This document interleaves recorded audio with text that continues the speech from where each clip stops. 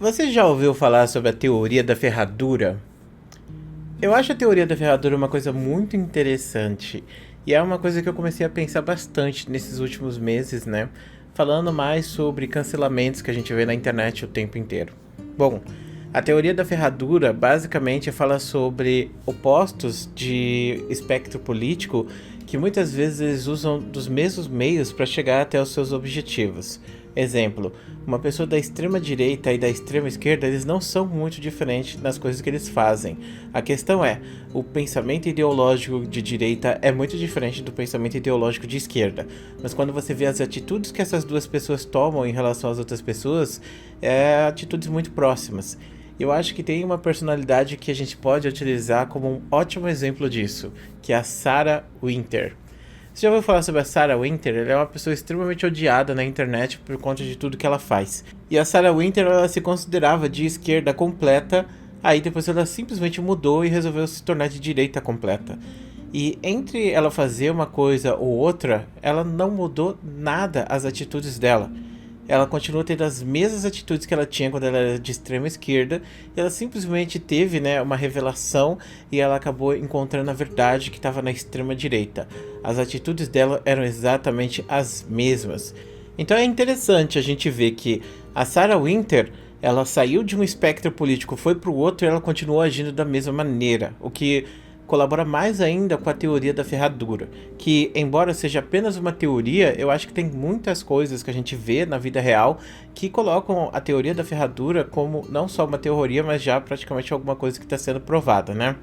E cara, quando eu vejo as pessoas se cancelando na internet, se criticando, eu acho assim, quando essas pessoas se atacam, se destroem, elas não estão atacando a ideologia das outras pessoas. Elas estão atacando as outras pessoas, porque elas são pessoas vis. Você tá entendendo o que eu quero dizer? Essas pessoas, elas simplesmente querem destruir a vida de outra pessoa. Elas simplesmente querem extravasar o seu ódio, o seu sentimento negativo. E tem muitas pessoas que são assim. E essas pessoas, elas aproveitam, né, da política. Elas aproveitam da política para pegar e fazer as suas atitudes negativas sem estarem sofrendo penitência, né? Então é aquilo. Se você pegar e atacar uma pessoa, você vai ser punido por isso. Mas se você atacar uma pessoa porque o pensamento político daquela pessoa vai contra o seu pensamento político, isso acaba se tornando um negócio que não é mais uma questão de ofender, mas de defender. E essa é a parte mais complicada da política, na minha opinião, e também dos ataques na internet. Porque muitas vezes um grupo ataca outro grupo com aquela questão de nós estamos nos defendendo.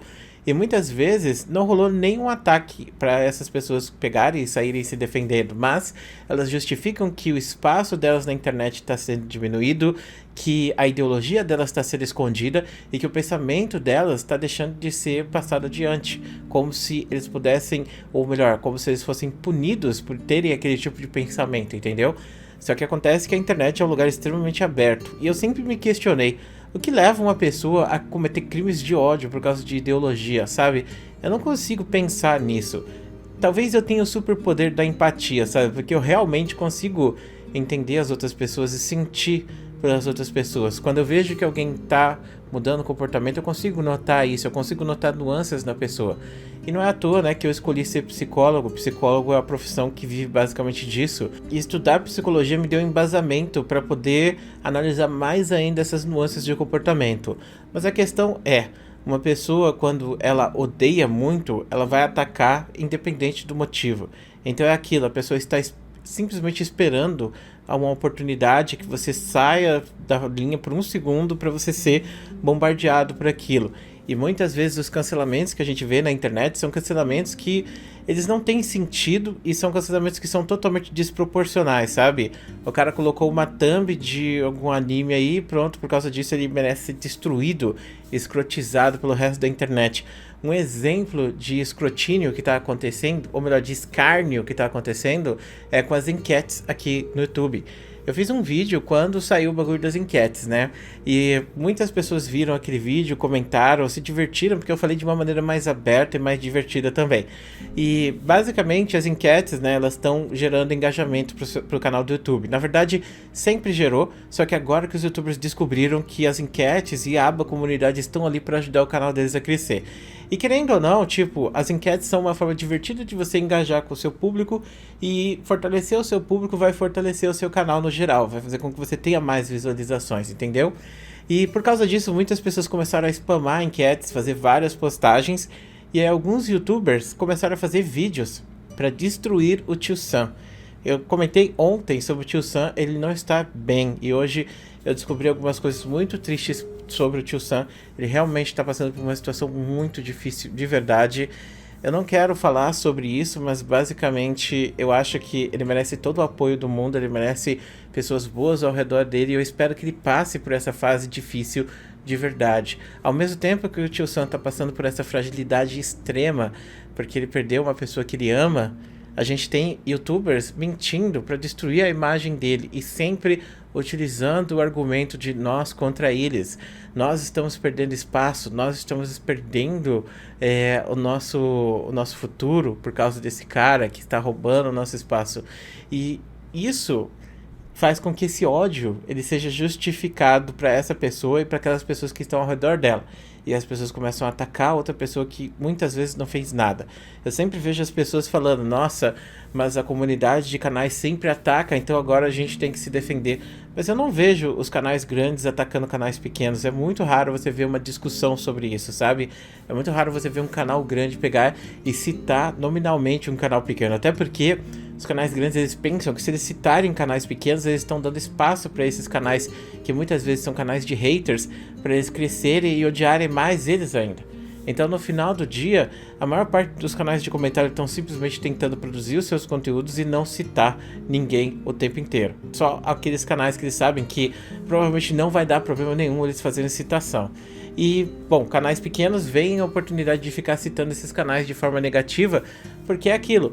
Por que você tá indo nele, sendo que você pode vir aqui? Eu sou muito melhor em todos os sentidos, então vem aqui. E eu tô vendo essa problematização acontecer. E isso me faz voltar pro começo desse vídeo, onde a gente falava sobre a teoria da ferradura. Tipo, ódio, clã. Ódio é ódio. Ódio não tem direita nem esquerda. Ódio não precisa de motivo para acontecer. O ódio, ele simplesmente acontece. E independente do motivo, a pessoa vai odiar, vai atacar e vai destruir a vida de outras pessoas por causa disso, sabe? E o que a gente pode fazer? A gente pode ver esse comportamento odioso e reprimir isso. Só que é muito difícil reprimir aqui na internet, porque o algoritmo, ele não entende que existem coisas negativas. E se tiver muita gente reclamando de algo que aconteceu, de um ódio que foi feito, mais esse algoritmo vai passar esse ódio pra frente, porque ele não tá entendendo que aqueles dislikes, eles são negativos, mas que várias pessoas estão engajando com aquilo, e aquilo vai mais pra cima. Então falar de canais, falar de ódio, só vai proliferar mais o ódio. E eu sinto que a gente tá na cultura do ódio. A gente tá na época que odiar se tornou algo comum. A gente odeia os nossos parentes que pensam diferente, a gente odeia os nossos amigos que alguns anos atrás a gente estava jogando, a gente estava se divertindo, e agora a gente se separou. Por quê? Porque um votou no Bolsonaro e o outro votou no Haddad. As pessoas não mudaram por causa dos seus votos, e as pessoas elas não mudaram por causa dos seus pensamentos. Mas, infelizmente, o ódio que tá nessas pessoas grandes, que tá despejando, tá afetando essas famílias e essas pessoas, e a gente tá cada vez mais normalizando isso e trazendo isso pra dentro da nossa vida, sabe?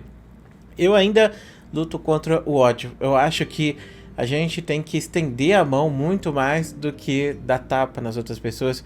Eu acho que a gente tem que fazer o bem em primeiro lugar, porque quando você faz o bem para outra pessoa, você pode nem receber o bem dessa pessoa, mas você vai receber o bem lá na frente. E se você faz o ódio, você vai receber somente ódio. É aquela questão, você tem uma plantação e você coloca as sementes lá e você vai colher essas sementes mais para frente.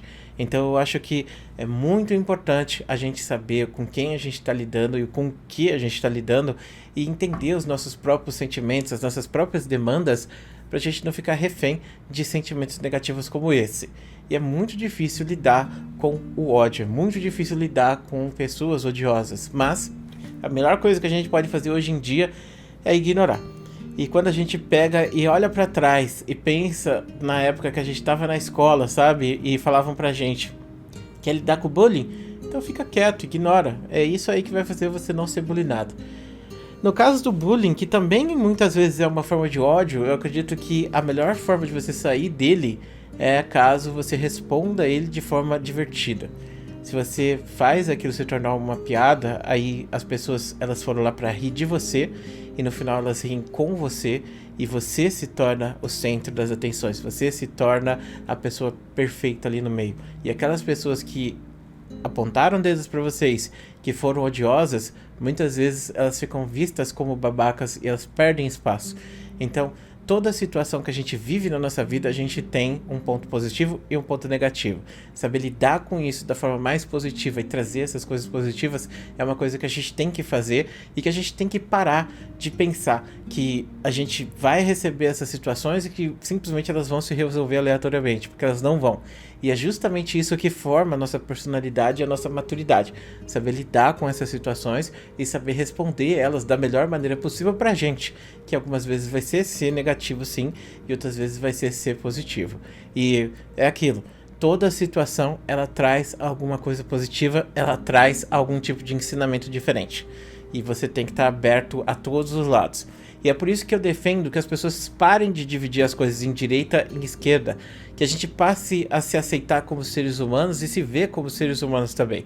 Porque eu sou um ser humano, você que está assistindo esse vídeo é um ser humano.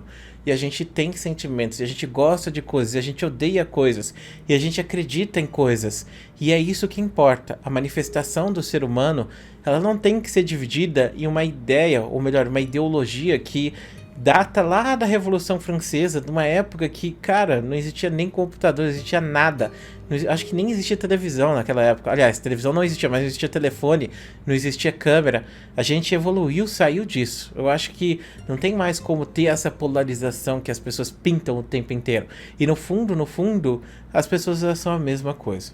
Tanto que existe a teoria da ferradura para mostrar. Bom, muito obrigado por assistir esse vídeo, muito obrigado por ser essa pessoa maravilhosa. Um grande beijo, um grande abraço, a gente se vê depois.